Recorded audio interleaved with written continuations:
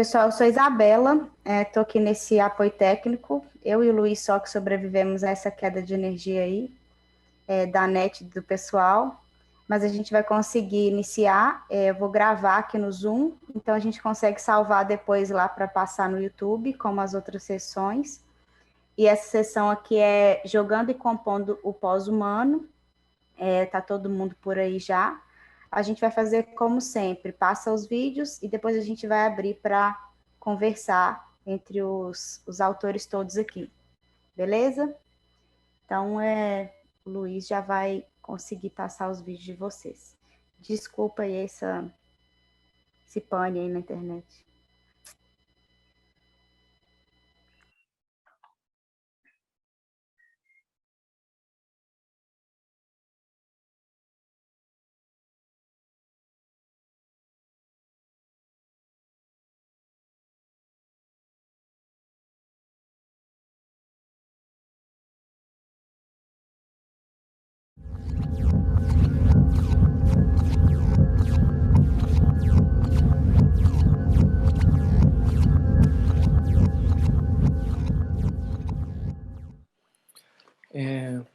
Olá, tudo bem? Primeiro, gostaria de agradecer, né, essa oportunidade de estar apresentando aqui nesse congresso internacional de arte, ciência e tecnologia, né? Esse modo de apresentação para mim é um pouco novo, então eu peço desculpa caso haja alguma falha, né, algum erro. Hoje o trabalho que eu vou apresentar aqui, denominado de Flores de Plástico Não Morrem, é a apresentação de um artigo sobre um relato de uma obra que foi desenvolvida no âmbito do meu mestrado realizado no programa de pós-graduação em artes da Universidade de Brasília. Me apresentar, né, um pouco, meu nome é Arthur Cabral, eu sou artista computacional, atualmente estou como doutorando também no programa de pós-graduação lá da Universidade de Brasília, sob orientação do professor Guto Nóbrega. O mestrado foi feito sob orientação da professora Suzete Venturelli, quem também é coautora desse artigo que a gente submeteu para esse congresso. Eu também sou pesquisador no Media Lab, o UNB, né, que é um laboratório de arte computacional lá na Universidade de Brasília. Hoje eu queria falar um pouco, né, conversar um pouco sobre a questão da relação, né, do uso de algoritmos computacionais dentro da arte, principalmente fazendo esse recorte dentro da arte computacional, né, e a relação de representação da natureza e a relação também entre humanos e natureza a partir da perspectiva da arte computacional e principalmente do uso de algoritmos em relação ao uso de algoritmos de vida artificial dentro da arte computacional. Esse trabalho que está aqui no fundo é o Evolve, só coloquei para ilustrar, né, da Krista Sommer e do Laura Mignonneau, que usa, né, faz o uso desses algoritmos, também chamados de algoritmos evolutivos ou algoritmos de vida artificial, para compor ali uma poética, né? Uma questão interessante, né, das possibilidades de uso desses algoritmos de vidas artificiais, que são basicamente algoritmos evolutivos, né, que eles se desenvolvem durante o processo de execução deles, as possibilidades, né, para o campo das artes de se desenvolver uma poética, articular um diálogo, né, com as várias narrativas, né, que sobre a evolução, sobre as questões de vida, evolução e a nossa relação também com a natureza, né? Então, a partir desse desenvolvimento desses algoritmos de vida artificial, a gente pode compor também criar questionamentos, né, e evidenciar algumas dessas narrativas de evolução e da nossa relação com a natureza, né, que muitas vezes é entendida de forma dualística, mas a gente pretende nesse trabalho aqui evidenciar mais uma relação díade essas é, entre a natureza, o ser humano e esses novos organismos, né? Os organismos maquínicos.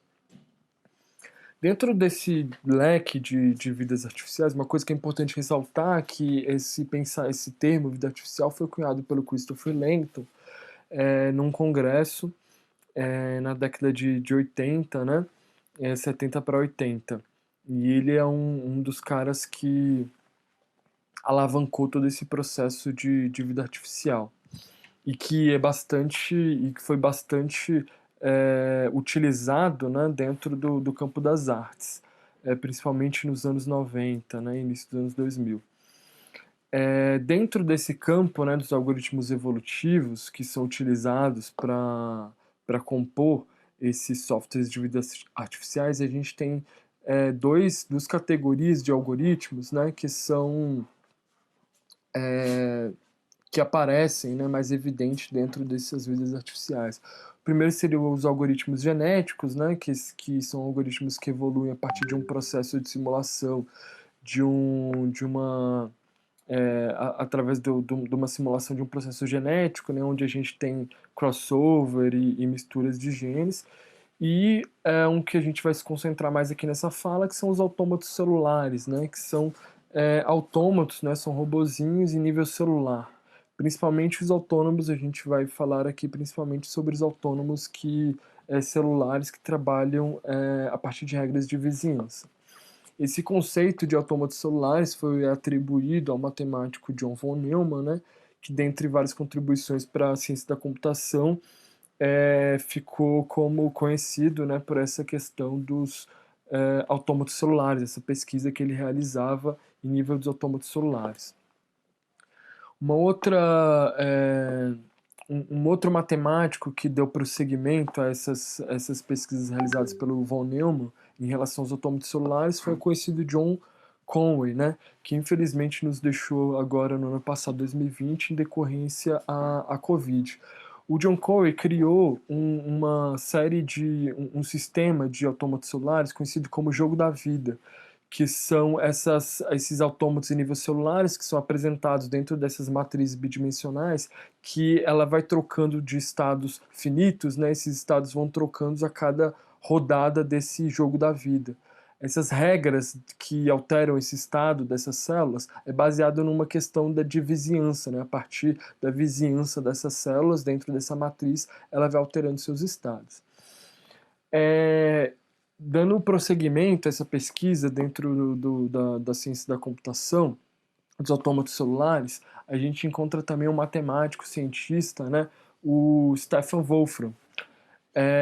Ele tem uma contribuição bastante interessante dentro desse universo dos algoritmos celulares, de propor uma espécie de sistema também baseado em regras de vizinhança, né, de autômatos celulares, porém, em vez, diferente do Joe Conway, de trabalhar em múltiplas camadas, né, precisar de uma matriz minimamente bidimensional para ser trabalhada, os autômatos celulares do Wolfram são um pouco mais simples, né, e podem ser executados numa sequência, em uma matriz unidimensional, né, de apenas uma dimensão. E também, como eu falei, né, esses estados dessas células são alterados por regras a partir de vizinhanças.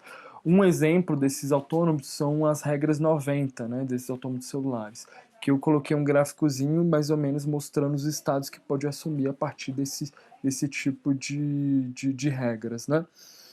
Uma coisa interessante, principalmente da questão dos autômatos celulares, é que a partir de que dentro desse sistema a gente consegue ver claro um sistema emergente, né?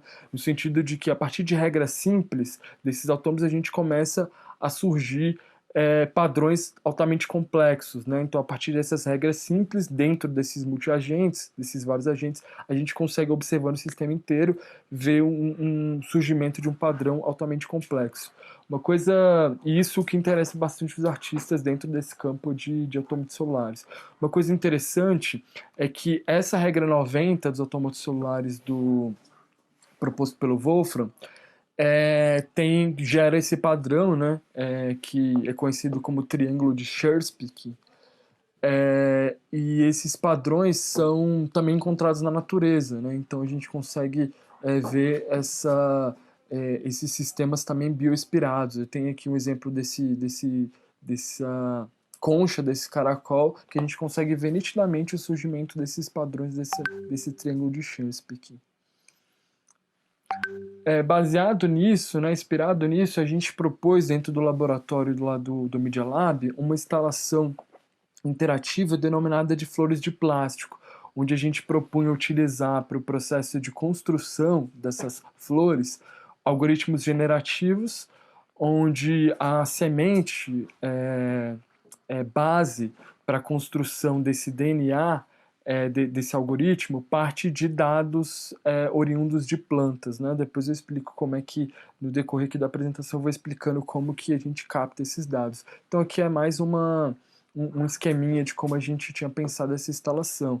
Então seriam essas flores de plástico a partir desses ácidos de PVC, e a morfogênese dessas plantas eram delimitadas a partir desse sistema de algoritmos evolutivos que tinha como semente esses dados oriundos das plantas, e cada totem dessas flores, né, cada flor dessa, que são apresentadas através desses totens, funciona como um agente dentro de um sistema baseado em algoritmos, em autômatos celulares, né, onde cada flor dessa é uma espécie de agente, né, de autômato em nível celular.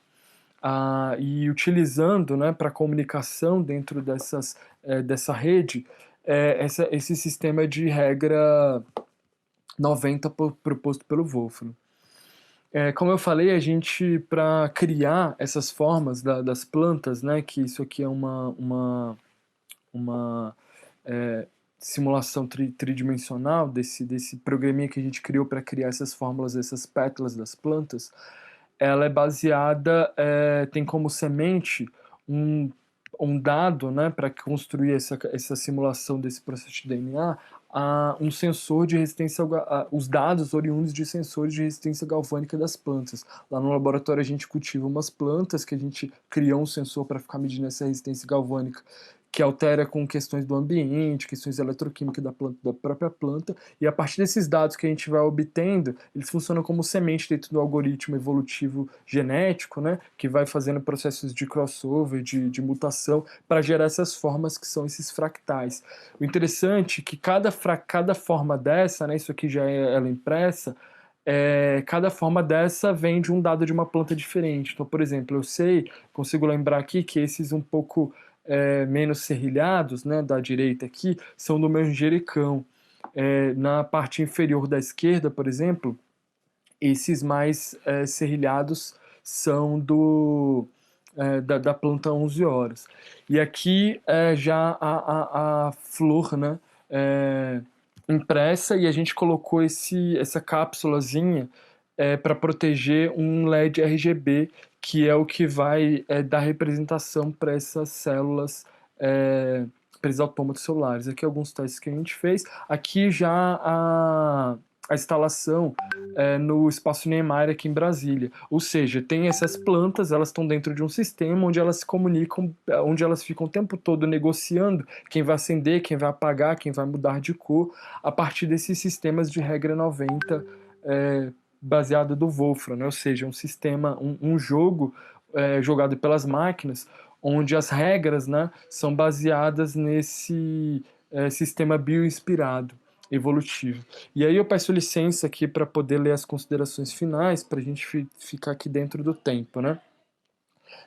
Nesse contexto, a instalação aqui apresentada é resultado das explorações do conceito de lúdico na interação máquina-máquina. Por meio desta, empenha-se em evocar qualidades, configurações e hipóteses que tenham valor estético e expressivo através da criação de uma instalação interativa.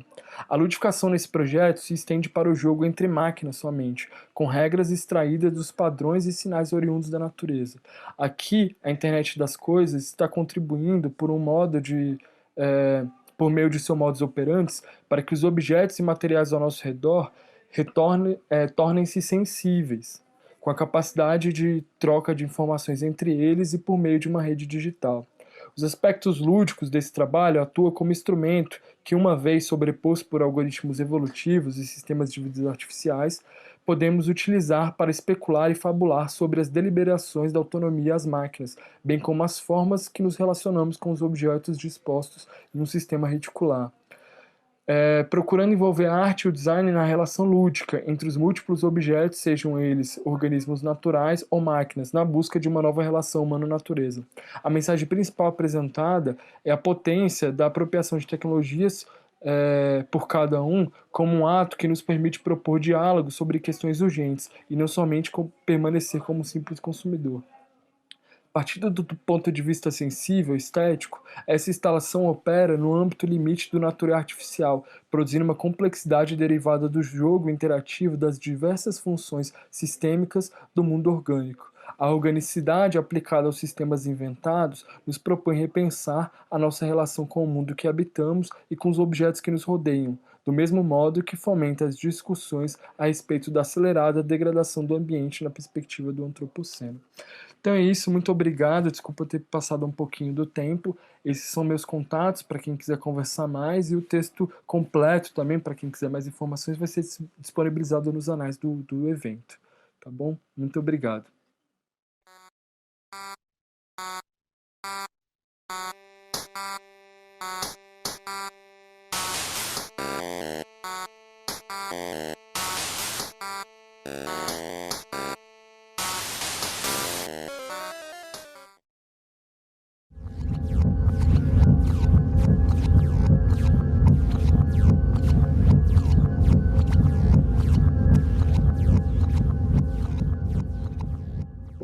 Bom, meu nome é Pedro Cordeiro, eu vou estar falando hoje sobre metagame dentro de jogos. Eu sou graduando pela UFMG e estou fazendo isso em coautoria com o doutorando Pedro Veneroso, também da UFMG.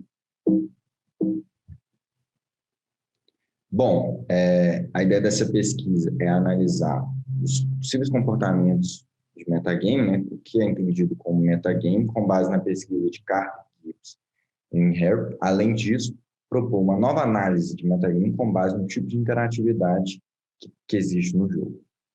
Bom, como já dito antes, vou utilizar a pesquisa de Carter e Gibbs em Harvard para descrever 3 tipos de comportamentos que são entendidos como metagame no mundo do jogo. A gente tem um metagame como nível de estratégia, que é basicamente a capacidade do jogador em analisar com base nas informações presentes, ou seja, os inimigos, o estilo de jogo do adversário, os personagens, quais ações tomar, ou seja, a capacidade dele criar uma estratégia com base no contexto em que ele está, e já pensando nas possíveis consequências. Por exemplo, o tipo de personagem que o jogador está usando é mais rápido, mais agressivo, ou que for. Antes dele tomar a ação, ele já tem ciência das possíveis consequências, e assim ele consegue criar uma estratégia melhor. Um outro tipo de metagame é o metagame como a quebra da quarta parede, que acontece basicamente em RPG de mesa, por exemplo, D&D, em que, nesse tipo de jogo, o jogador tem como objetivo atuar como se fosse um personagem, e caso o jogador tome alguma ação, com base em algo fora do contexto daquele mundo ou do conhecimento daquele personagem, isso é considerado metagame. Ou seja, nesse contexto, o metagame tem um caráter negativo, uma conotação negativa.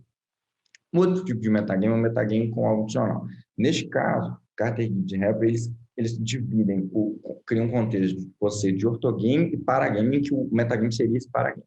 O ortogame, ele seria o jogo principal, ou seja, o jogo em que a comunidade dos desenvolvedores consideram como um jogo real, né? Já o paragame seria os jogos derivados dele, mas que ainda acontecem dentro desse jogo. Por exemplo, a prática de speedrun em Ocarina of Time. O Ocarina of Time, jogo que é distribuído, criado, desenvolvido, ele é o ortogame, e o paragame seria o speedrun, que os jogadores criam, a própria comunidade de speedruns cria as regras, podendo ter glitch ou não, ou seja, o metagame seria esse paragame, né? Como essa pesquisa propõe também desenvolver ou analisar o metagame com base na interatividade, a gente vai descrever a interatividade usando os conceitos de Marie Laurent. Neste caso, a gente pega dois conceitos dela, ela desenvolve 4 tipos de interatividade, 4 tipos de comportamentos. A gente vai pegar 2 deles, que são o interno-ontológico, interatividade interno-ontológica e interatividade externo-ontológica. A interatividade interno-ontológica acontece quando o jogador assume um personagem dentro do jogo, ou seja, ele assume um personagem naquela narrativa daquele mundo fictício. Por exemplo, o jogador, num jogo de Segunda Guerra, o jogador assume o papel de um soldado, por exemplo. Uma coisa interessante desse tipo de interatividade é que, normalmente, quando o jogador descreve para terceiros a experiência, ela tem uma semelhança, a narrativa tem uma semelhança muito grande com romances e até mesmo, né? O outro tipo de interatividade é a interatividade externo-ontológica. Essa interatividade, o jogador ele age como se fosse um deus onipotente, manipulando os objetos e o tempo desse mundo virtual. Um exemplo disso é o jogo Zootaico, por exemplo, em que o jogador ele gerencia um zoológico, ele pode comprar animais, criar os lugares onde os animais vêm ficar, criar coisas para tornar o ambiente mais agradável para os frequentadores, e ele pode pausar o tempo quantas vezes ele precisar, ou seja, ele age como se fosse um deus mesmo, manipulando o tempo e espaço desse mundo virtual. Então, como já dito antes, a pesquisa busca analisar um tipo de comportamento de metagame com base na interatividade que esse jogo tem. No caso, a gente vai analisar a criação de novos jogos no jogo, ou seja, a criação de um paragame no ortogame. E como acontece essa criação e como a interatividade é diferente no ortogame e no paragame, né? A gente vai utilizar como base os jogos sandbox, mais especificamente o Minecraft, para discutir isso, né? Os jogos sandbox, basicamente, o jogador ele colocar no mundo, a gente pode explorar, modificá-lo à vontade, sem objetivos muito claros, né? Em Minecraft, esse mundo é feito basicamente de cubos, né, em que o jogador um mundo formado de forma procedural, que o jogador pode manipular esses cubos, combinando, destruindo, o que for, e a partir dessas possibilidades, dessa maneira de manipular o mundo, ele pode criar casas, ele pode criar labirintos e até mesmo criar novos jogos, né? Criar paragames. A interatividade de Minecraft, ela, a princípio, não é um jogo de sandbox ou um jogo de simulador, ela pode acontecer de forma externa, ontológica, ou seja, o jogador ele simplesmente pode destruir, manipular aquele mundo a seu bem-querer, mas também o jogador pode escolher assumir um personagem, como, por exemplo, o de sobrevivente naquele mundo, onde ele precisa colher recursos, minerar, correr atrás de comida, o que for, né? Isso é uma coisa interessante de Minecraft, e a gente pode observar o metagame na possibilidade da criação de novos jogos dentro de Minecraft, ou seja, e como a interatividade acontece. Ou seja, por exemplo, vamos supor que o jogador decida que ele vai fazer um jogo dentro de Minecraft, um paragame, que é uma prisão, e o objetivo dos jogadores, Minecraft é um jogo multiplayer, é sair dessa prisão. Ou seja, o jogador vai jogar o ortogame, criando esse jogo de forma externa ontológica, interagindo de forma externa ontológica, né? A partir do momento que ele desenvolve esse jogo, ele vai assumir o personagem de um prisioneiro e vai interagir com o jogo, ou interagir com o paragame de forma interna ontológica. Então, o metagame proposto, ele acontece da seguinte maneira. Na ciência do jogador em jogar o ortogame de forma externa ontológica para criar o paragame e, assim, jogar o paragame de forma interna ontológica. De forma geral, como a própria pesquisa de Carter Gibbs mostra, é um conceito que as distinções não são muito claras. E um jogo ele pode ter mais um tipo de metagame, mais um tipo descrito por eles de metagame. E, além disso, o objetivo dessa pesquisa é propor também um novo tipo de análise sobre o metagame, né, com base na interatividade presente. Muito obrigado, eu agradeço a todos pela atenção.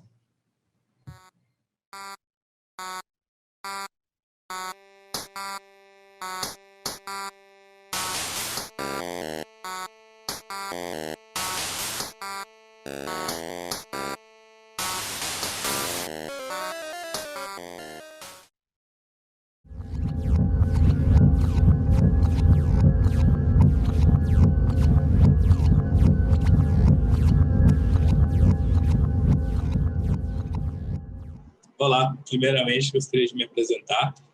Me chamo Rodrigo Dorta, sou pesquisador de artes visuais, mestre pela Unesp. Para a gente começar a falar desse assunto, na introdução, eu vou começar fazendo um panorama sobre a temática do pós-apocalipse nos jogos.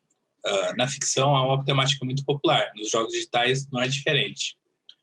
Para exemplificar aqui, eu trouxe 2 jogos, o Fallout, de 1997, e o Wasteland, de 1988.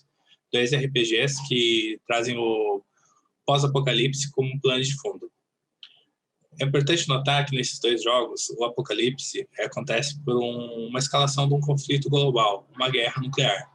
Contemporaneamente, pensamos mais num desastre mundial em nível ambiental, a ação do homem destruindo o meio ambiente e a natureza causando uma redefinição do mundo como nós conhecemos.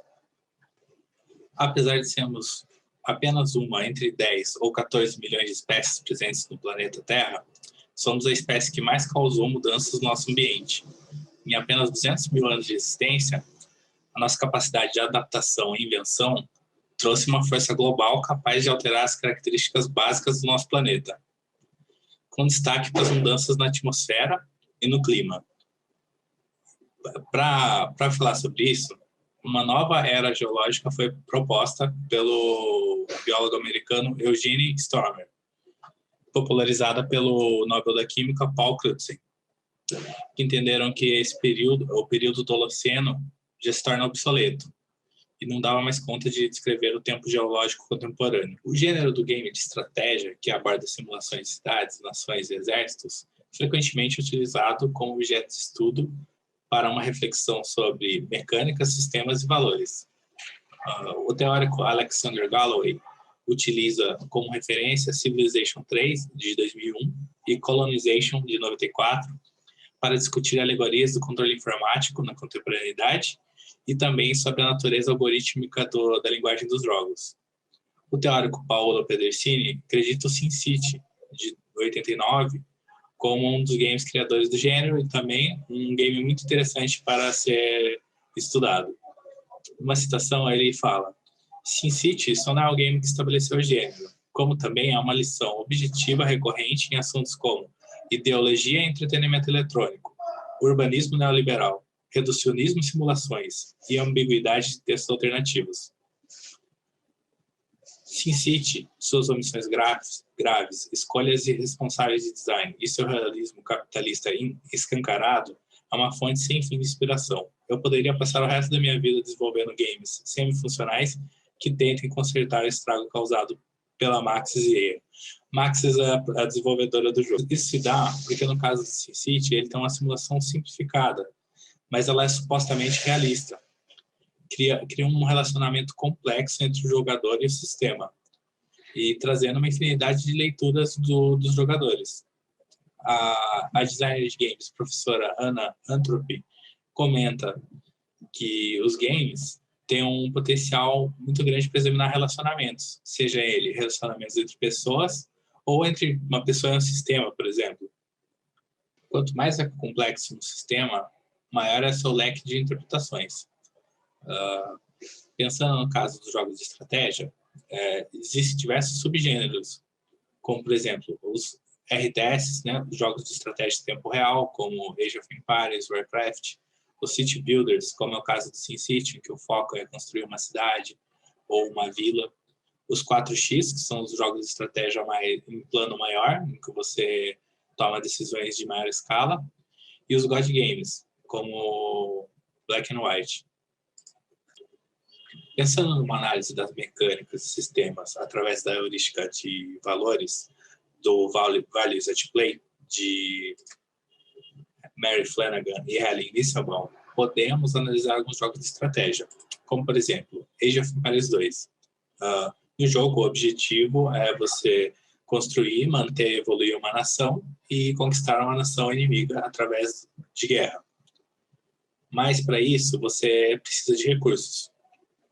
No jogo Age of Empires 2, a gente pode observar que não há uma modelagem de sistema sobre o impacto que isso pode causar ao meio ambiente. Por exemplo, quando você constrói unidades marítimas, desenvolve um sistema de pesca, não há nenhum impacto de longo prazo. Igualmente, a questão dos recursos como madeira. Você pode desflorestar grandes áreas, tudo bem, você não vai ter mais árvores por um tempo durante a partida, mas não há nenhuma simulação de um impacto a longo prazo também. Isso a gente pode refletir. Pode ser apenas uma escolha do design do jogo. O jogo não é sobre isso, é sobre conquistas bélicas.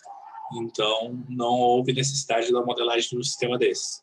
Mas, ao mesmo tempo, podemos inferir que a omissão de refletir sobre um sistema de impacto ambiental também já é uma contestação de valor. Isso que é interessante de uma análise de valores. Ela pode se modificar muito dependendo do ponto de vista do interator. Um caso que eu escolhi aqui para retratar isso foi utilizando o jogo Call of Duty, que é um jogo de guerra, tem alguns tons imperialistas, pró-complexo militar. Em uma pesquisa realizada, jogadores que eram americanos ou conservadores consideravam os valores do jogo como valores de forte defesa, mostrando a força do país, da capacidade de se defender, né, de uma guerra. Por outro lado, pessoas entrevistadas que não eram americanos ou se consideravam mais liberais já leram significados diferentes nas mecânicas do jogo. Essa questão do não existir uma modelagem do ambiente é comum em jogos de RTS voltados à guerra, como Warcraft, Age of Empires, StarCraft. Agora, jogos de simulação de cidades costumam ter uma certa modelagem ambiental, mas existem algumas escolhas. Numa entrevista com o diretor criativo de SimCity de 2014, o economista Ed Conway pergunta sobre as ambições da simulação do jogo. O diretor criativo comenta: você pode ser um prefeito muito bem-sucedido, ganhar muito dinheiro e ter uma população de alta qualidade com uma cidade industrial cheia de fumaça de poluição. Você não precisa ter a cidade mais limpa do mundo, apesar que os salários e impostos devem ser atrativos o suficiente para compensar a sujeira da poluição. Então, isso retorna lá no que o Paulo Pedicini estava falando, né? São valores neoliberais que estão no cerne da simulação. Podemos, então, afirmar que os designers de SimCity colocaram à frente, talvez, uma questão de design de jogo e para dar liberdade ao jogador acima de uma questão ambiental. Então, isso nos leva a pensar, o que seria um jogo de estratégia pensado primeiramente nas questões ambientais? Um exemplo pode ser o jogo Lixênia, do Paolo Padecini. Como ele comentou, é um jogo que é uma resposta ao SimCity, ao City Builders. Ele busca subverter alguns valores presentes nesses jogos. Lixênia busca subverter o elemento da tábula rasa, o louso em branco.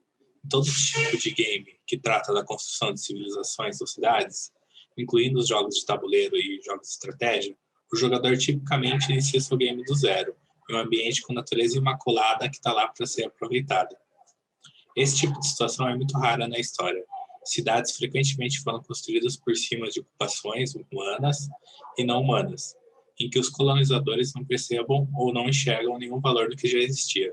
Então, Lixênia, o jogador começa já em um ambiente bagunçado e poluído, e tem como meta remediar. E é um dos pontos principais do argumento do antropoceno, que nós estamos chegando num ponto de virada que não é mais possível, ou é muito difícil, reverter algumas das alterações causadas no mundo. Então, essa narrativa de Lixênia é também um pouco mais abstrata, não é tão clara e redondinha como no SimCity. A interface é abstrata, você não sabe muito bem qual que é a sua ação e efeito no mundo de jogo. Muitas vezes, as ações dos humanos na natureza não têm resposta clara. É preciso esperar um pouco tempo, ou às vezes muito tempo, para você ter uma resposta, se aquela ação foi positiva ou negativa. E o Lixênia busca explorar essa questão. Aqui eu apresentei, então, um recorte um pouco dessa investigação, essa indagação, e acho que dá para ser feito também com muitos outros gêneros de jogos, muitos outros estilos de interação com o mundo, né? Esse foi apenas um gênero que eu escolhi, os jogos de simulação. E eu acho legal mostrar um contraponto também do Lixênia, porque não é só uma missão de mecânicas ou mecânicas não modeladas que trazem valor, mas também você pode fazer um jogo bem expressivo utilizando essa mesma linguagem dos jogos que você critica.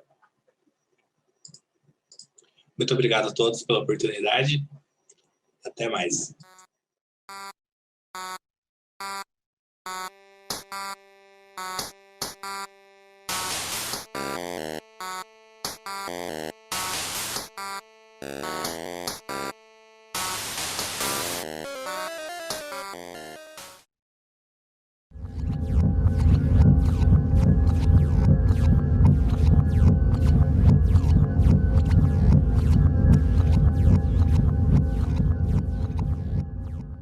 Good evening. We thank the Congreso Internacional de Arte, Ciencia y Tecnología, Seminario de Artes Digitais 2020-2021, and the Lab Front from Belo Horizonte, Brazil. We are Lorena Lopeña, performance artist, and Cecilia Vilca, media artist from Lima, Peru. And we are here to present our conference, Encaja Insert, S versus L, How to Decolonize Bodies, Play. We will start by talking from our own background because in this is the seed of our project Encaja Insert F versus L and the reasons that lead us to work together. Our research has been developed from practice and reflection. Lorena from the performance art and myself from the media art, we work in a true co-creation on the border of disciplines where each one nurtures and participates in the practice of the other. This way of creating learning is completed by the feedback received of the spectator participant, without which it will have no meaning. As an artist, I, Lorena, firmly believe that the personal is political. My artistic research crosses the liminal spaces between physical action, body art, multimedia, interactive and relational performance, and also interdisciplinary arts, creating and investigating within the issues of gender, identity, and body politics, with a documentary and autobiographical approach. In my performative research, I incorporate video, photography, costumes, installation, sound, among other technologies, understanding them as an extension, projection, radiography, and revelation of the bodily and social experience. Cartografía Anatómica is my direct antecedent project. I am an artist who works with technology as a tool and object of reflection, exploring its relationship with gender, society, and nature. From a decolonizing vision, my work develops in the borders of art and science, connecting ancient technologies with the new ones. I believe that knowledge is a continuum. I am a trans artist, a techno-witch. A technology for me already has a speech. It means procedures and thus it speaks about identity. This aspect of technology is the most important for me and I have called it a poetic of revelation. I craft my projects with programming, low-tech, scientific tools, and I mix all these. Par Versión Remota is my direct antecedent project.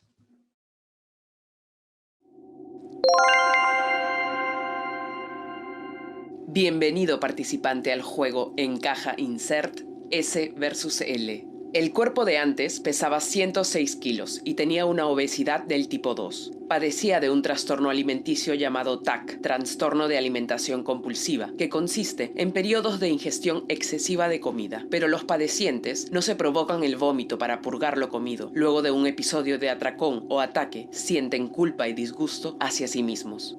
El cuerpo de después se realizó una intervención de manga gástrica, que consiste en darle al estómago la forma de una manga o tubo y al mismo tiempo disminuir su tamaño en aproximadamente un 85 a 70%.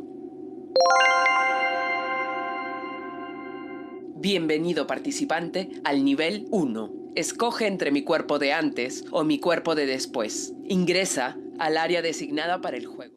Colonization begins with the internal betrayal of our own ideas, grassroots thoughts that we consider to be natural or tacit, and that come from cultural and social practices. Ideas open the door to similar ideas.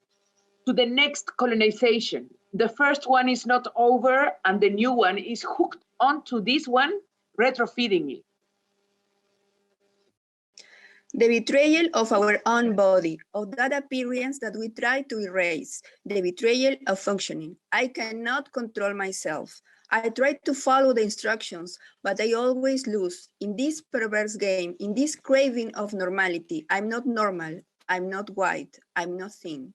I do not work. It's then the machine, the body, and the software that fails. Encaja Insert S versus L is a perverse game that uses the banal as bait to confront us with a theme that we consider of survival, the aesthetic social mandate of the hegemonic and commercialized image of Western woman. Using playful strategies of reappropriation and syncretism, we try to decolonize our own body by playing, an interactive digital performance where the game is interface and concept at the same time. The new colonization has an effective camouflage tool, these systems that become tacit. I quote, "The conquest of America begins with the conquest of bodies. Pre-Columbian rituals require a re-education in accordance with the modern foreign values that landed in the New World, and therefore the creation of renewed corporal disciplines supported by devices of submission. Renew because as the body finds cracks, lines of escape, the devices expire." Raúl García. Then how to decolonize bodies playing? Technology reveals these mechanisms and makes them evident through the performative game. Humor, interactivity, participation of the public and performers. We use the artifact against the artifact itself. We use Western hegemonic languages and resources to show, question, and re-signify them. Ideas against ideas, system strategies of decolonization. We use an application created ex professo that through a Kinect sensor allows the interaction of the participant and controls the performer's videos that are projected on herself. The spectator is a player participant invited to choose between the body of before or after her weight loss operation, the gastric sleeve. Then you are instructed to try and fit the body of your choice with the performer's real-life body. This is a game fight between bodies to fit and unfit, as the participant must maintain its preference with determination and ferocity. The game is divided into 3 levels for one participant at a time. The floor is then turned into a game area that is marked to divide the world, the life, and the participant, as well as the performer, in a binary, cutting sharp way. The two sides, the dividing line, the bodies, the measures. I quote, "Here there is a conflict with those gender technologies that are exceeded, breasts that are too big, lips too big. Women must be thin and have to have tits to be recognized as women. But the excess of either of these, punished. The line in both of its senses, to keep the line and to do not cross the line." Nagore Iturrios. The territory to decolonize is the body itself, but it is not only one. There are all our bodies, this set of versions of ourselves that we inhabit, influenced by the imposed systems of colonization of aesthetics and Western hegemonic culture. In a scenario of non-fiction, impossible instructions are dictated to us. A firm voiceover tells us these detailed rules, mixed with information about eating disorder and some testimonies from the performer's life experience about her eating disorders and her gastric sleeve operation. You have failed repeatedly. Come on, move. Try again. Fit it. Come on, fit it. Give me the body of your preference. Give me the body of your preference. Fragment of instructions. The interaction is of loss and sabotage, where always by programming, the chosen body will be S, the desired and craved aesthetically globalized thin body. It is a struggle between decolonized and colonized that alternates again and again. We visualize this real-life subject performer, a flesh that invites and provokes another flesh. She puts the body, which being so hers, represents all of us, evoking empathy, identification, and revelation. Spectator participant, a Roman circus. The game, a banality. The competition, a bait. The constant loss, levels of approach to the experience, diverse voyeurs and executioners. The performer as mediator and victim, a feeling of apparent control, and all of us fail together. Encaja, insert, S versus L, forces and allows you to lose. And worst of all, has instructions for it. We all play this game with all the bodies that we have inhabited, inhabit, and will inhabit. Game over. Obrigadas. Thank you so much.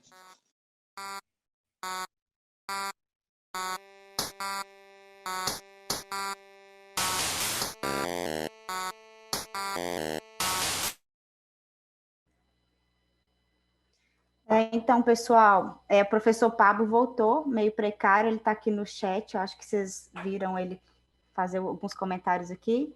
A operadora de telefonia caiu, está tentando restabelecer a conexão, mas ele mandou um texto aqui para eu ler para vocês que vocês conseguirem comentar sobre essa visão dele, tá? Vou ler aqui. Essa sessão dialoga muito com uma perspectiva pós-humanista ou transhumanista trazida na conferência de ontem, do professor César Baio. Ela também apresenta reflexões que revelam a predominância em nossa sociedade da convergência das nano, bio e infotecnologias, criando uma perspectiva descentrada do ser humano, ora correndo o risco de entendê-lo como um super-humano, e em outras revelando o quanto o humano substrato biológico é um produto da ideia de humanidade que entra em crise justamente com a crise da razão apontada recentemente. Assim, metagames, máquinas que jogam, os corpos descolonizados, que manifestam um sex appeal do inorgânico, entram nesse cenário do pós-antropocênico. E aí ele gostaria que vocês comentassem isso e falassem mais do que vocês acham que o futuro nos reserva nesse sentido. Quem quiser comentar já pode.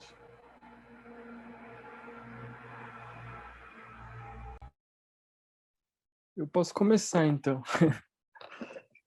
Eu posso pedir uma coisa? Claro. Posso pedir que o texto, porque meu português é espanhol-guês, não? Então, pode pôr um texto para ler outra vez? Obrigada. Vou colocar aqui no chat para você.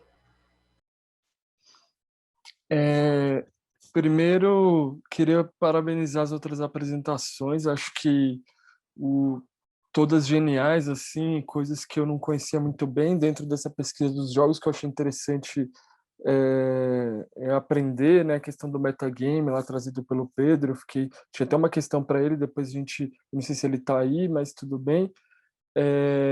Do Rodrigo também, essa reflexão que ele faz de como os jogos podem traz essa relação, né, entre as pessoas e entre esses outros seres. Eu achei super interessante. E o trabalho da Lorena e da Cecília, que eu achei espetacular, incrível. A gente, como latino-americanos, assim, nos identificamos em todas essas questões, né? A gente se sente assim, um trabalho que me toca de uma forma muito forte e poeticamente também é um trabalho super incrível, a relação que cria com essa questão do lúdico do jogo, né, como uma metáfora, também achei incrível. Infelizmente eu não consegui assistir a fala do professor César Baio, né, mas eu conheço alguns textos dele, eu tenho várias coisas que ele escreve são reverberadas em mim, e eu concordo com muita coisa que ele pontua, né? Então não poderia ser pontual no que ele falou nessa última fala.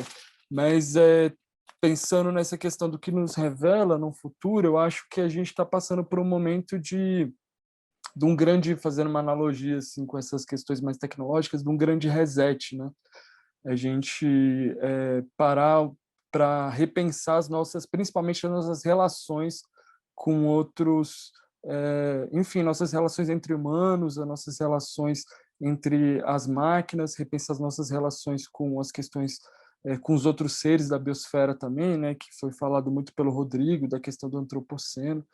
Eu acho que a gente está no momento de criar novas relações, né, entre as pessoas e tal. Acho que seria isso. Não sei se ficou muito claro, mas o que eu poderia comentar por agora era isso. Yo puedo continuar quizás. Bueno, primero que nada, gracias al evento, a Pablo, a todos. También me encantó tu trabajo, Arthur, de verdad, increíble. Estoy haciendo un trabajo que se comunica mucho con eso y me has iluminado. Y bueno, en cuanto a la pregunta, primero que nada creo que yo hablaría desde la posición o la idea o lo que para mí significa la tecnología, ¿no? Yo creo primero que este es un problema que es presente, ¿no? Y no, o sea, creo que la tecnología para mí por lo menos sirve mucho como herramienta, pero también como una reflexión. Por lo tanto, en ese sentido está primeramente en todo, ¿no? Porque vivimos inmersos en la tecnología y creo que no es de ahora, sino es desde hace mucho.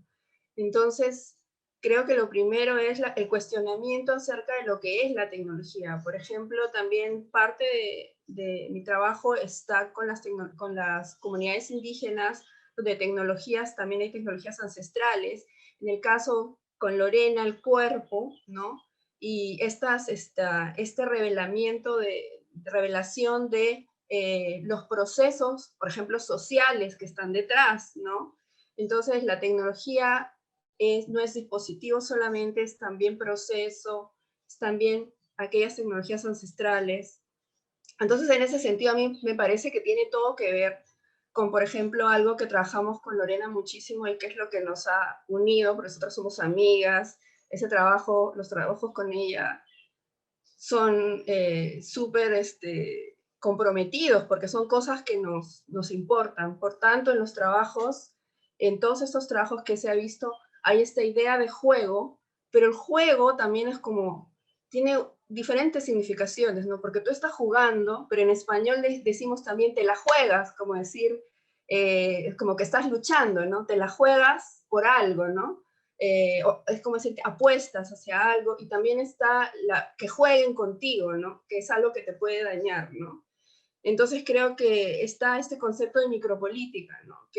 Y es todo un continuo finalmente, o sea, nos atraviesa desde el problema que tenemos de que estamos destruyendo el planeta, hasta cómo nosotras, las mujeres y todos los cuerpos están afectados por estos sistemas construidos, y porque el ser humano pues es eminentemente es una cuestión que hemos creado, la tecnología, y que estamos inmersos en ella, no desde ahora, sino desde hace mucho tiempo, ¿no? Entonces, para mí tiene que ver con que toca todo, ¿no? Es un continuo todo esto, ¿no? Entonces, esto es lo que yo veo en común en estos proyectos, pero también, ¿cómo no, diría yo? ¿Cómo no reflexionar con esto, ¿no? Que además, creo yo que las cajas vienen de la cultura occidental que hemos heredado, ¿no? O sea, creo que esto no es nuevo, sino que hay otras culturas anteriores, prehispánicas, ¿no? Que tenían donde el conocimiento era continuo, no había tal división entre ritualidad y por ejemplo, ciencia o naturaleza, como le trajo de Arthur, y la ciudad también, ¿no? Trajo el otro compañero, que yo soy muy mala con los nombres, pero bueno, entonces, eso es lo que yo reflexionaría, y ya me pasé de hablar, como siempre.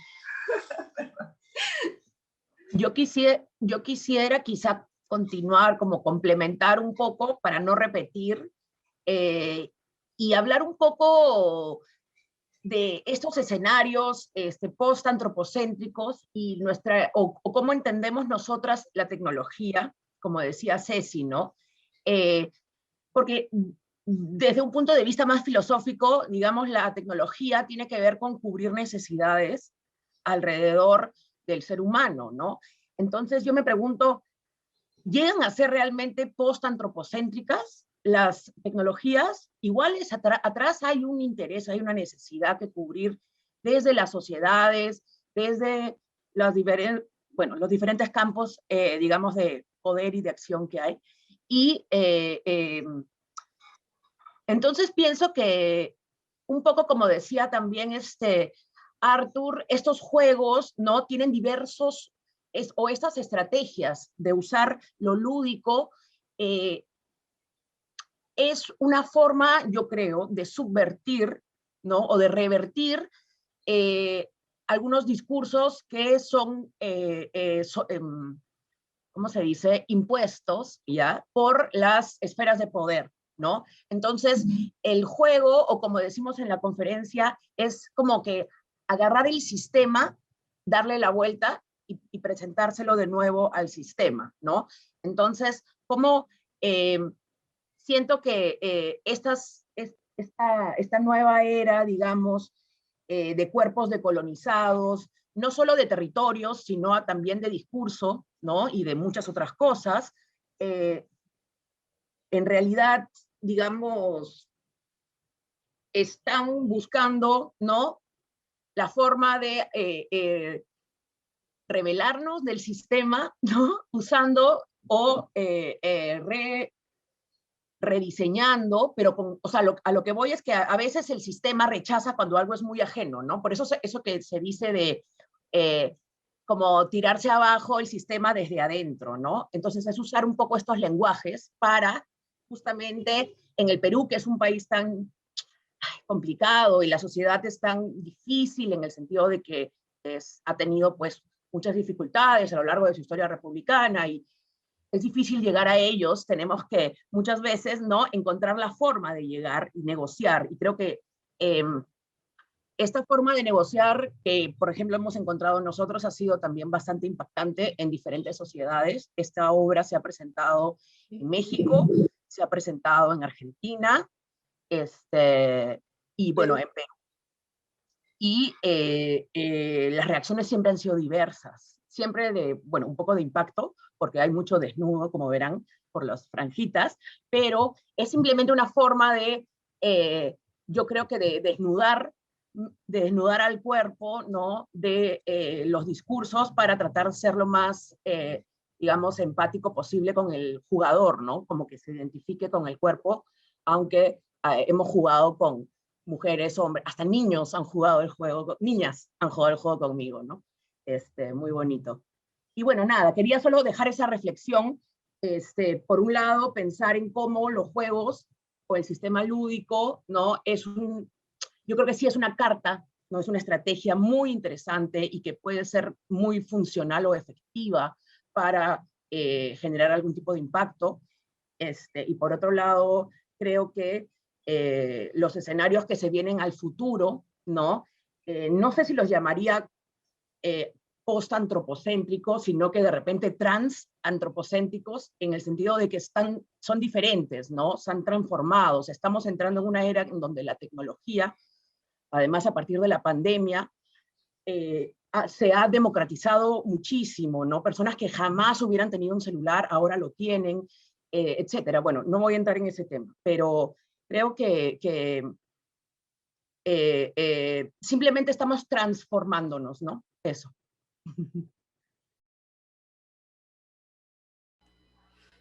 Vou abrir aqui para perguntas, mas aqui no chat a gente tem muitos elogios aqui a todos os trabalhos, que é um trabalho muito interessante, um trabalho muito instigante, que é muito incrível, e a gente tem muitos elogios, a gente não conseguiu pegar o pessoal do YouTube, mas a gente tem uma discussão aqui aberta para quem quiser comentar. Tem muitas parabenizações aqui. Eu não sei se o Luiz quer comentar alguma coisa, que ele está aqui com a gente também. Se eu puder, eu queria fazer uma Pode? Uma réplica? pergunta. Não, Luiz, pode falar, desculpa. Pode falar. Não, pode fazer aí. Pode seguir a sua pergunta aí, daqui a pouco eu faço a minha. É porque eu acho que a minha foge um pouco do que a gente estava discutindo antes. Mas vou tentar ser breve aqui. Não, eu acho que um dos caminhos, né, a gente falando desses futuros, é justamente a gente repensar repensar essa dualidade que a gente construiu entre cultura e natureza, né, que sempre uma coisa é oposta à outra. Eu acho que um dos caminhos é repensar isso. E aí a Cecília falou que está trabalhando com mulheres indígenas, né, dentro desse contexto. E aí eu tenho pensado muito lá, influenciado pelo as questões do Roy Ascott lá, né, da arte como as proposições de arte, até mesmo o jogo, como uma proposição de estado de consciência alterado, né, coisas que já são estudadas dentro das chamadas tecnologias vegetais, né, sempre aí usadas pelas essas comunidades indígenas.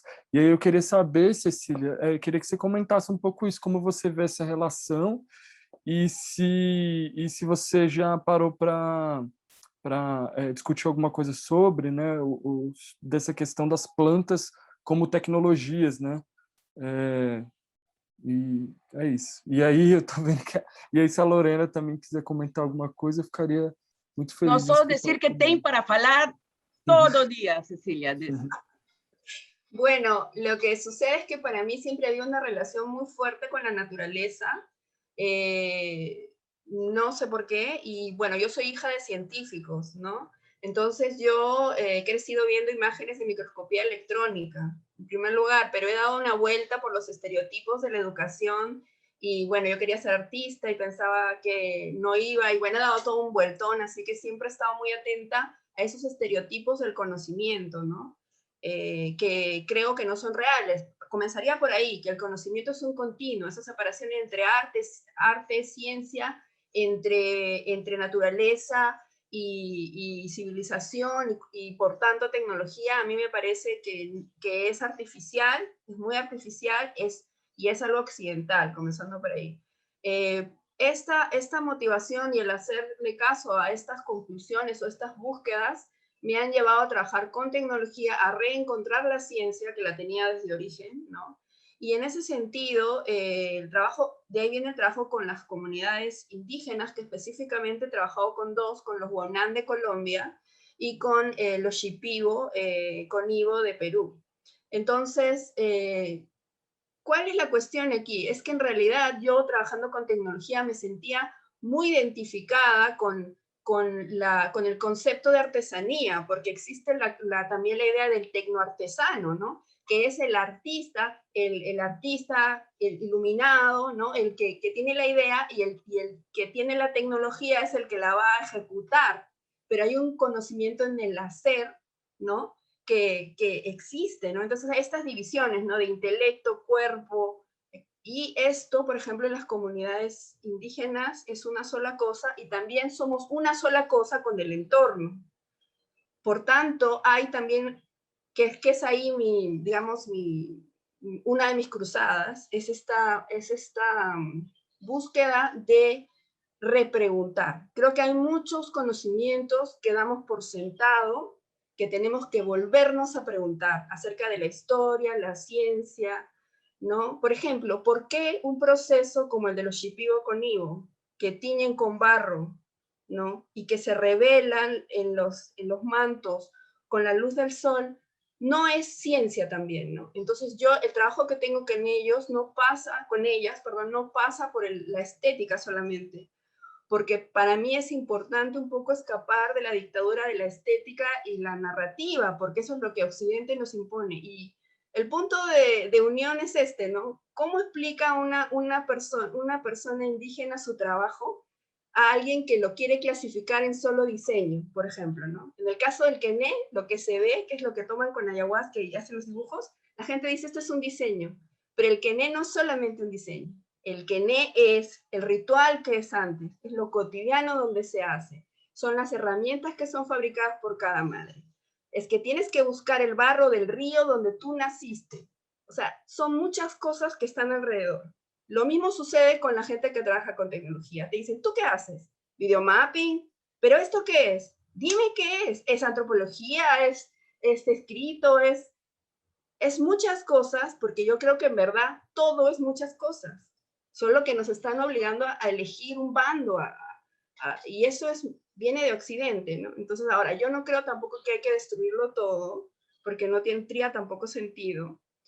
Pero sí creo que la relación, y es lo mismo en el caso de las plantas, ¿no? También estoy haciendo trabajo con Lucía Monge, que es una otra artista peruana, con biomateriales, y estamos tratando de encontrar la frontera en estos asmos, estos organismos que crecen, ¿no? Entonces, todos estos cuestionamientos vienen de esa idea básica de entender el mundo como un continuo y de repreguntar. O sea, a mí me interesa repreguntar las cosas porque no me han funcionado en mi vida, ni creo que funcionan para muchos, estos conocimientos tan separados, ¿no? Tan compartimentados, ¿no? Entonces, creo que, sí, ahí leo como que tenemos que ser indisciplinados. Yo creo que más bien es que hay que entender el orden del mundo, ¿no? Hay que volver a preguntarnos cómo funciona el mundo, cómo funciona la política, cómo funciono yo misma, ¿no? Ahora con la pandemia, ¿dónde está y con conocimiento, ¿no? O sea, creo que es administrar el conocimiento de otra manera. No es negar el conocimiento, ni negar la disciplina, ni negar el orden, ni el estudio, ni nada, sino más bien es darle una voz a lo propio y en el caso de Latinoamérica, de nuestra identidad. Creo que eso pasa por nuestra identidad también, ¿no? Entonces, como con Lorena, la búsqueda ha sido necesaria. Nosotras hemos emprendido este trabajo y ahora tenemos otro que estamos haciendo que se llama Forense Amor. Estamos haciendo un bioantídoto contra el amor romántico. Entonces, Forense Amor y Data Visceral se llama, nace de esas búsquedas, porque ¿quién lo va a hacer si no? O sea, no nos funciona lo que está sucediendo, ¿no? Lo mismo le pasa a estas madres artistas, Shipibo con Ivo. Los Wonan de Colombia necesitaban hacer una tipografía para preservar su lenguaje, y yo también soy diseñadora y ahí caí, ¿no? Entonces, no es que uno sea un Da Vinci, un super genio, porque esa idea también es tonta, ¿no? Sino más bien es porque dices, esto me interesa y me involucro, y al involucrarte pasa esto, aprendes, ¿no? No sé, ya hablo mucho como siempre. A mí tengo que poner un pare, porque si no, voy como 5 pues. Lore, a ver, ya me pasé. Sí, no, lo único que puedo decir nomás es que esos trabajos son increíbles y están todos en su página web. Así que vayan a www.ceciliavilca.com. Van a poder ahí, aparte de ver el tráiler de Encaja, que también está en Vimeo, estos otros trabajos que tiene Ceci, entre otros tantos, en realidad, que involucran, pues, por eso ella es una trans artista, porque trabaja en realidad con diversos, tiene proyectos, no sé cómo explicar la cantidad de como aristas que puede tener, ¿no? Entonces sí, es muy interesante, y yo en realidad, como ella misma también decía, nosotros nos conocemos hace 6 años por una casualidad, y nos dimos cuenta que a las dos nos interesaban algunos temas, y dijimos hay que hacer algo juntas. Yo soy performer, no tengo ningún tipo de formación científica ni tecnológica formal, más allá de que, claro, yo entré en contacto con la tecnología a partir de una maestría que estudié y me fascinó, no tanto el hecho de hacerlo, porque no era tan buena programando, etcétera, pero más bien la potencialidad de lo que me da o que nos da, ¿no?, para la creación y para no solamente en el arte, sino la creación también en la vida, ¿no?, la tecnología. Y bueno, soy muy apasionada de la tecnología desde ese momento, y cuando conocí a Ceci fue como, para mí cayó un ángel del cielo, porque pensé que en Perú no iba a encontrar a alguien que tenga este tipo de intereses y que además quiera trabajar conmigo, ¿no? Y nada, no la suelto desde hace 6 años, acá estamos. Pero ahí voy a decir una cosa, ¿no? Lorena es muy modesta y Lorena dirige el Galpón, que es un centro legendario en Perú de performance. Y bueno, para mí la relación de la tecnología con el cuerpo es evidente, ¿no? Porque por eso hablamos del cuerpo, el software, la programación interna y todo eso. Y yo ya había estado haciendo instalaciones interactivas, entonces el performer pone el cuerpo, es un cuerpo con voz, con una historia, ¿no? Entonces, el trabajo que hacemos nosotras es de crear, aprender. O sea, yo he aprendido millones de cosas de la performance de Lorena, que ella es muy modesta de decir, pero la idea es de trabajar en nosotras y con otros profesionales es siempre de esa forma, ¿no? De no hacer tú solo tu parte, porque creo que eso tampoco es así, sino hay una canibalización, ¿no? En el trabajo, ¿no? Más bien es aceptar que hay esa contaminación y más bien incentivarla, y Lorena tiene un trabajo increíble de performance y no es, o sea, todo eso que dice ella me encanta, me siento muy alabada, pero ella es 1000 veces así, ¿no? Entonces, nada, creo que es importante eso, ¿no? Por eso que hay estas intersecciones, no son casuales, yo no creo que sea porque, digamos, estemos como en una especie de futuro avanzado, sino más bien creo que le estamos dando paso a eso que ya existía, ¿no? Esto es, ¿no? Es el trabajo del Galpón, por ejemplo, en Perú es increíble a ese respecto, comprometido, activista, ¿no? Porque apolítico no podemos ser, ¿no? Finalmente, ¿no? Si vivimos en un estado que nos agrede, ¿no? Entonces, es eso. Sí. Hay una pregunta de Priscila Portugal. Isso, tem uma pergunta da Priscila, tem um também do Pérez, que ele perguntou se tem um repositório, a Cecília Lorena, onde pode encontrar os seus projetos.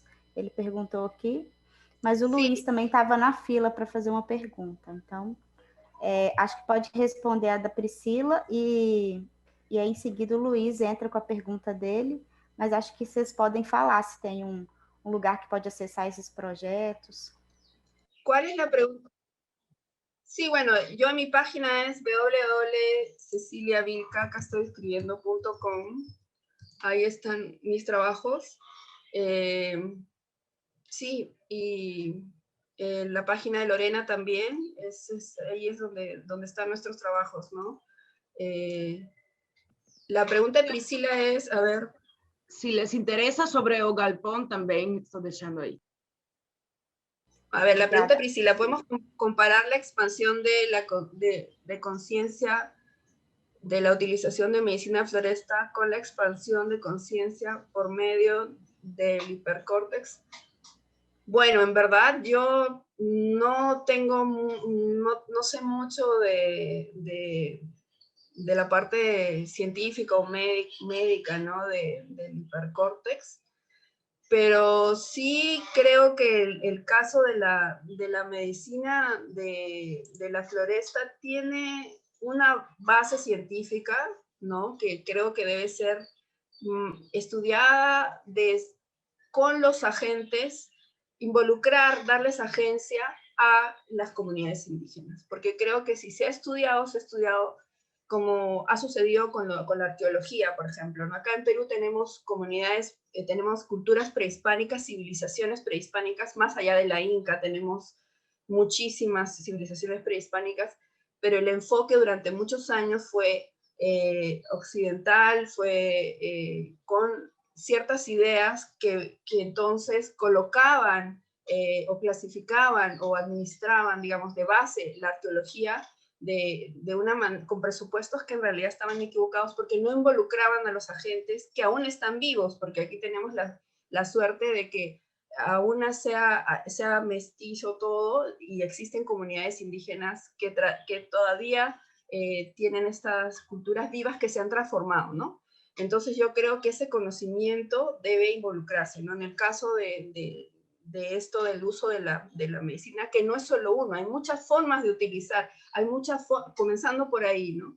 Primero la diversidad, ¿no? Evitar el estereotipo, ¿no? Porque medicina tradicional, ¿cuál es? ¿Por qué esa planta?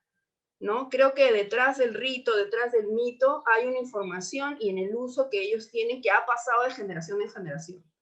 Yo por eso traje a las madres shipibas con IVAs al laboratorio, porque con mi familia, que son científicos, tenemos un laboratorio de microscopía electrónica, y las traje aquí, quizás de una manera intuitiva, pero yo creo que eso hay que hacer, ¿no? Primero que nada, ¿no? O sea, para estudiar creo que tendrían que estar todos los agentes involucrados, ¿no? Y desde la ciencia, bueno, la ciencia tradicional, la medicina, ¿no? Pero yo creo que sí tiene relación, ¿no? Pero no sabría de qué forma realmente, ¿no? Yo conozco la parte del mito, la parte del conocimiento, los significados, ¿no? Que están detrás de eso y la importancia que tiene de conexión para... Creo que eso lo que hace es como acelerar más la conexión que tienen con la naturaleza. Son personas que crecen entendiendo que son parte de la naturaleza, que no hay como un yo y el resto, ¿no? Sino que es una cosa única y entre ellos también no existe esa idea de yo, mi trabajo, mi obra, no, es nuestro, todos, ¿no? También la idea del tiempo, ¿no? Que eso es importante, ¿no? También que es otra cosa que creo que es importante hablar, ¿no? Esta idea que tenemos del pasado, el presente y el futuro, siempre caminando hacia el futuro. Y eso también es una cuestión que la tecnología como que incide mucho, ¿no? Ya llegaremos a ese futuro, ya llegaremos cuando llegaremos, ¿no? Es que hay también ideas acerca del tiempo como una cuestión lineal, ¿no? Entonces, creo que las comunidades indígenas tienen eso y cuando toman la medicina aceleran o están mucho más conectados, ¿no? Ellos dicen, la selva habla, ¿no? Cuando toman esto, ellos dicen que la selva les habla. Pero no quiere decir que no les hable antes o después de eso. Están siempre metidos en eso. Y nosotros también, ¿no? Solo que nosotros no nos damos cuenta, pues, ¿no? Pero sí, eso es lo que podría responder. Yo solo quisiera agregar a eso, bueno, un concepto que no sé si aquí sea tabú o no, pero es que es algo importante, creo que tiene que ver con el ritual, que es la psicomagia, ¿no? El creer en lo que estás haciendo, el ponerle mente, espíritu, alma al proceso. Yo creo que está comprobado a través de solamente la gastronomía, la influencia del cocinero, ¿no? O de cómo cada ser humano, pues, ¿no? Trae algo en particular e influencia. Y no sé muy bien qué es no tampoco conozco nada de la parte médica, pero sí he tomado alguna vez, ¿no? Plantas sagradas y digamos, considero que tiene que ver bastante con el ritual y la predisposición corporal, mental, emocional, ¿no? Para el acto psicomágico que incluye tecnología, ciencia, ¿no? Que incluye ciencia en este acto, ¿no? Como parte de, pero son diversos los factores. Y, claro, bueno, creo que desde la performance es lo que podría aportar.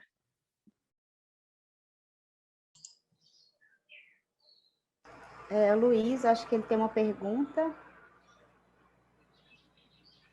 Na verdade, vocês já responderam minha pergunta aí, mas eu vou adicionar, se vocês puderem também colocar mais algumas questões sobre isso, mas eu acho que vocês já responderam mesmo, assim, já falaram de relação aí, alma e tecnologia, mas eu achei interessante o trabalho do Arthur fazendo essa tradução mesmo, assim, da planta, né, e fiquei pensando o quanto que isso também é, de alguma maneira, pensando no trabalho ali dos meninos do jogo, né, quanto que isso, de alguma maneira, se aproxima do metagame, né, como se fosse uma metatecnologia, ou então um trabalho da Cecília e da Lorena como metacorpo, assim, né, se isso está derrubando, de alguma maneira, essa quarta parede, assim, entre orgânico e inorgânico, tecnologia e natureza, entre alma e tecnologia, assim mesmo, como vocês já responderam aí, mas eu acho que se aproxima do metagame, assim, nessa ideia mesmo, né, como metacorpo, metatecnologia, se vocês quiserem comentar.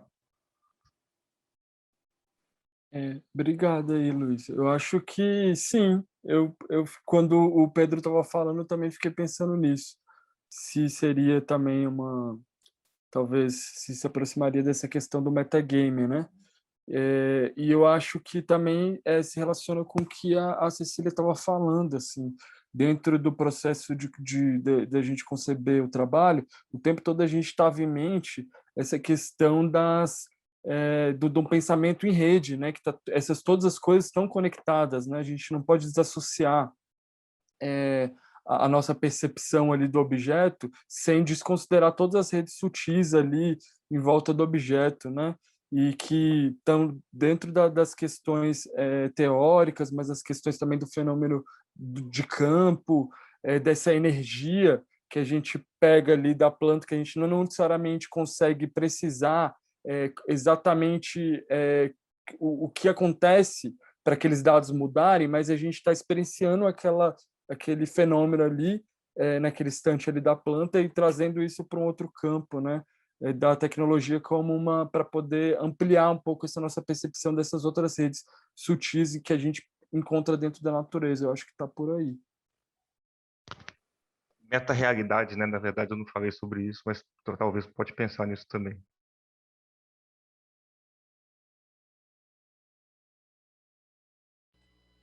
Bom, eu tenho aqui um comentário do professor Pablo também, que ele me enviou. Ele achou tudo excelente, ele está agradecendo pelas respostas aqui, que ele ficou satisfeito com as respostas, e parabeniza muito pela sessão, pede desculpa pela falta, de tarde ele vai conseguir retornar, e ele pediu desculpa também pelas tardes do vídeo da Lorena e da Cecília, e ele falou que a gente não tem muito controle sobre isso na organização do evento. Ele agradece muito ao Arthur também, que é um parceiro nosso, que já nos levou para exposições aí. E ele agradece a participação de vocês no seminário, por enviar o trabalho, por estar aqui presentes, pela paciência também, por essa queda da conexão aí. Eu acho que foi muito importante para a gente essa paciência, mas também de ouvir depois esses trabalhos que são muito importantes e relevantes aqui para a área. Eu acho que tem um comentário aqui do lado. É do Arthur? É o Arthur que está comentando? Eu só respondi uma coisa direto para a Priscila ali. Tá bom, tá certo. Então, se vocês quiserem falar mais alguma coisa, ou se não, se estiverem satisfeitos, eu acho que a gente pode finalizar, mas eu agradeço muito a apresentação de vocês, a presença, trabalhos incríveis aí para a gente poder compartilhar com todo mundo. Vai ficar gravado, a gente vai colocar lá no YouTube. A gente não transmitiu agora, mas ele está gravado, a gente vai colocar lá. E eu agradeço muito, estou impressionada aqui com a grandeza dessa produção de vocês aí. Alguém quer falar alguma coisa? Mais alguma coisa para finalizar ou não? Só agradecer mesmo. Sí, solo agradecer mucho al Congreso. Yo en el 2019 pude ir, conocí Belo Horizonte, me encantó. Ahí presenté un trabajo también en la exposición. Y la verdad yo creo mucho en estas conexiones, en unir mundos. Y quería también por eso que conocieran a Lorena y que todo, o sea, llegar a hacer esas conexiones, ¿no? Que igual eso nos mantiene fuertes y podemos continuar, ¿no? Juntos. Hace poco comencé a leer este libro de Donna Haraway, el último, ¿no? De continuar con el problema. Y creo que es muy importante estos parentescos raros, ¿no? Estos encuentros inesperados, ¿no? Y desde ahí, juntos, enfrentar todo lo que venga y lo que es nuestra vida, ¿no? Nuestra micropolítica. Así que muchas gracias, Pablo, y muchas gracias a todos. Obrigada. Então, a gente vai fazer uma pausa agora para o almoço. A gente volta às 14 horas com o grupo de trabalho 1 também, com o tema Interações do Espaço Ludificados. E aí a gente vai conseguir restabelecer a conexão e todo mundo vai conseguir compartilhar tanto no YouTube quanto aqui na sala do Zoom. Eu agradeço a todos e até daqui a pouco.